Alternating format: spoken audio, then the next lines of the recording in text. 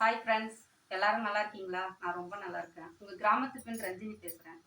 இன்னைக்கு மாங்காய் ஊறுகாய் எப்படி போடுறதுன்னு தான் காமிக்க போகிறேன். இந்த மாங்காய் வந்து 3 கிலோ வாங்கி அதில் 1/4 கிலோ உப்பு போட்டு நல்லா பக்கெட்டில் போட்டு குலுக்கி வச்சுக்கணும். மறுநாள் எடுத்து வெயிலில் காய வைக்கணும். அதில் வந்து அந்த உப்பு தண்ணி இருக்கும், திரும்ப அதிலே அள்ளி போட்டு வைக்கணும். அப்புறம் மறுநாளும் காய வைக்கணும். திரும்பவும் அதிலே அந்த பக்கெட்லேயே அள்ளி போட்டு 3வது நாள் வந்து தாளிக்கணும். இப்போ தாளிப்பு காமிக்கிறோம்.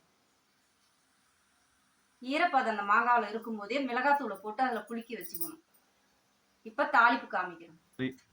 ஃப்ரெண்ட், தாளிப்புக்கு வந்து வெந்தயம், ஜீரகம், கடுகு இதை வறுத்துக்கணும். பொன் வறுவலாக வறுத்து இதை மிக்சியில் போட்டு நல்லா ஃபைன் பேஸ்ட்டாக அரைச்சி அப்புறம் அதை போட்டு தாளிக்கணும். ஃப்ரெண்ட்ஸ், ஈரப்பதம் இருக்கும்போதே மிளகாத்தூள் போடணும். ஒரு 4 ஸ்பூன் தேவையான அளவு போட்டுக்கணும், காரத்துக்கு ஏற்ப.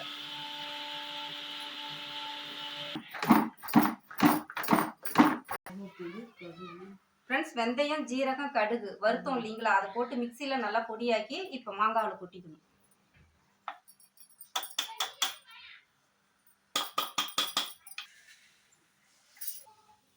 ஃப்ரெண்ட்ஸ், மரசெக்கு நாட்டில் நல்லெண்ணெய். ஃப்ரெண்ட்ஸ், கடாயில் தாளிப்புக்கு எண்ணெய் காஞ்சிட்டு இருக்கு. எண்ணெய் நல்லா காஞ்சிடுச்சு. தாளிப்புக்கு வந்து பெருஞ்சீரகம், வெந்தயம், கடுகு, உளுத்தம்பருப்பு.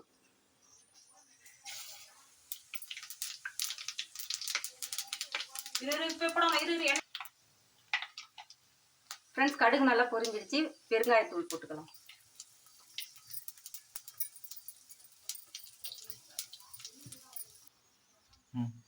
ஃப்ரெண்ட்ஸ், மாங்காவில் மிளகாத்தூள் போட்டு குலுக்கி வச்சிருந்தோம் இல்லைங்களா, அதை எடுத்து இப்போ இந்த எண்ணெயில் போடணும்.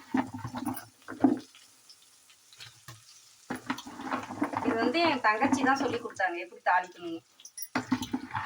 சொல்லும், உங்கள் வீட்லேயும் இதே போல் மாங்காய் ஊறுகாய் செய்யுங்க. ஒரு வருஷத்துக்கு கெடாமல் இருக்கும். செஞ்சுட்டு கமெண்ட் பாக்ஸில் எப்படி இருக்குன்னு சொல்லுங்கள். நியூ டெல்லிலாம் இது மாதிரி தான் செய்வாங்களா மாங்காய் ஊறுகாய்.